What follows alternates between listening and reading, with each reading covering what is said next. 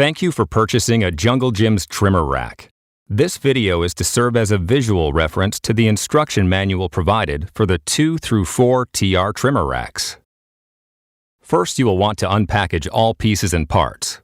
Organize and take inventory to be sure that the package is complete. Use this guide in the manual as a reference to the number of pieces you should have.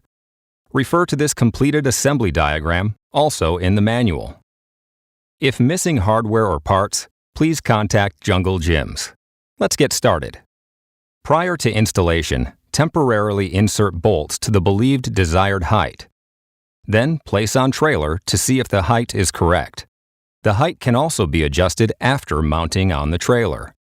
Make sure the channels of the mounting bracket and the trimmer pole are opening in opposite directions as shown.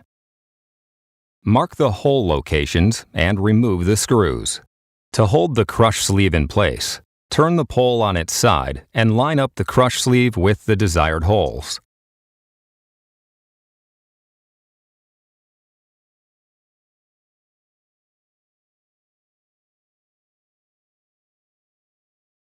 Use 2 hex screws, 2 flat washers, and 2 hex flange nuts, 1 each per pole, and then insert screws through the crush sleeves, loosely securing with the nut.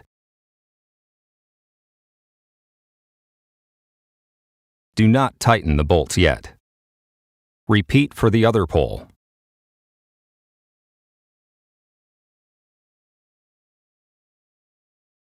The figure here shows a suggested mounting detail on the passenger side of the trailer. You can mount the trimmer rack wherever you desire on the trailer. However, please note, the locking pole must be installed to the right of the compression pole. Position the poles on the trailer that best accommodates your trimmer so that it is positioned securely. We recommend the distance of the 2 poles to be 37.5 inches apart to mount the optional tool rack. Mark and drill 2 11mm holes through the top trailer rail and 2 more holes through the bottom rail directly below the holes in the top rail. Next, place either pole onto the trailer and mount using 2 hex cap screws with 2 flat washers and 2 hex flange nuts through the pre-drilled holes. Repeat for the other pole. Check that the trimmer rack height is at your preference before tightening the mounting hardware. Readjust the height if necessary, then tighten all the hardware securely. Place the trimmer in the rack by placing the trimmer end of the shaft into the hook on the compression pole. Lift the engine end of the trimmer up and into the hook on the locking pole. The trimmer should be positioned so that the handle is resting in the hook on the engine end. Be sure your trimmer controls are clear from the locking pole spring. In order for your trimmer rack to prevent the trimmer from rotating while in the rack, the compression pins on the compression pole must be adjusted properly. Use a marker and make a mark on the pin and a lining mark on the pole as shown here. Remove the trimmer from the rack. Make another mark on the pole 1/8 of an inch below the first one. Carefully loosen the bolt securing the compression pin and slide the pin down until the mark on the pin lines up with the lower mark on the pole. Tighten the bolt holding the pin securely. Place the trimmer in the rack and test to see that the rack keeps the trimmer from rotating easily. If it does not, readjust the compression pin down in 1/16 of an inch increments until the rack holds the trimmer firmly. Repeat these steps for the remaining compression pins on the compression pole. Attach the spool line bar to the compression pole using the hex flange nut. Adjust the height of the spool line bar to meet your needs. You can also mount on either side of the compression pins.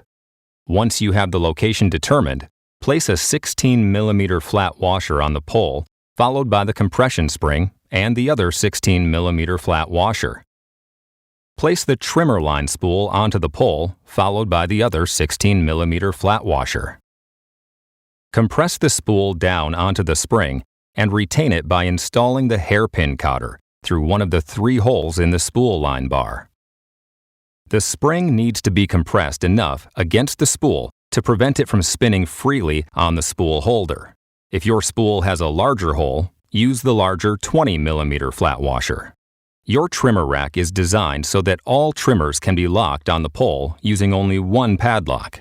Please be sure that your padlock has a 2-inch clearance and has at least a 1.5-inch base.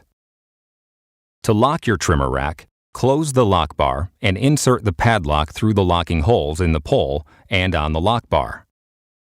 The padlock should go all the way through both sides of the pole and the lock bar. Since some trimmer shaft sizes vary, you may need to put the trimmers in their designated spot to have a snug fit. The Jungle Jim's trimmer rack comes with pre-drilled holes so that you can easily mount the optional Jungle Jim's tool rack. Unpack and be sure you have all of the parts and pieces. Use this guide in the manual as a reference to the number of pieces you should have. Refer to this completed assembly diagram, also in the manual. Note that the trimmer rack poles must be mounted 37.5 inches apart to mount the optional tool rack. To assemble the tool rack, insert the 5 grommets into the openings on the tool rack top. Using 4 hex cap screws and 4 hex flange nuts, mount the bottom piece between the 2 poles of the trimmer rack, using the slotted holes on the insides of the trimmer rack poles. Repeat for the top piece. Note, we mount the bottom piece in the direction as to secure the tools in place during transit. Thank you for your purchase, and please contact us if you have any questions.